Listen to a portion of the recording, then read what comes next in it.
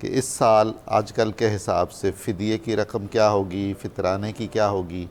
اور یہ ہم کسے دے سکتے ہیں؟ جی 2025 یا 1446 کہہ لیجئے کہ جو سن ہے، اس میں جو نصاب مقرر کیا گیا مفتیان کرام کی طرف سے، تو وہ 240 روپے ہے گندم کے حساب سے، جی جو یہ ایک صدقہ فطر بھی ہے اور ایک فدیہ کی مقدار بھی ہے، ایک فدیہ کی مقدار بھی ہے اگر گندم کے حساب سے دیکھا جائے، اور اگر جو کے حساب سے دیکھیں گے تو یہ 700 روپے بنتے ہیں۔ جی اور اس کے بعد پھر کھجور کا نصاب آتا ہے۔ کھجور میں پھر دو طرح کے نصاب ہیں، ایک عمدہ کھجور اور ایک جو ہے وہ عام کھجور جو ہوتی ہے۔ پھر کشمش کا حساب ہے، پھر آگے جی ہاں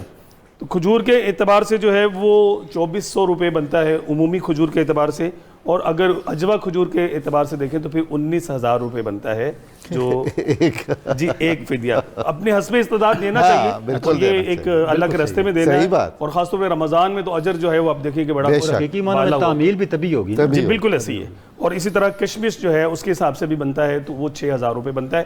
یہ میں اس میں ایک اضافہ کرنا چاہوں گا کہ جو فدیہ کے بارے میں عوام کا جو کانسیپٹ ہے وہ بڑا کلیئر ہونا چاہیے کہ دو ایسے لوگ ہیں جو فدیہ دے سکتے ہیں۔ ٹھیک ہے، ایک تو شیخ فانی جو عمر کے اس حصے میں پہنچ گیا کہ اب وہ مطلب نہیں اس قابل ہوگا کہ کبھی وہ روزہ رکھ سکے تو وہ فدیہ دے دے گا۔ دوسرا ایسا مریض کہ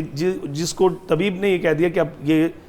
علاج مرض ہے تیرا، یہ تیری ساری زندگی ایسے تیرے ساتھ چلے گا، اور وہ پھر اپنے روزوں کا فدیہ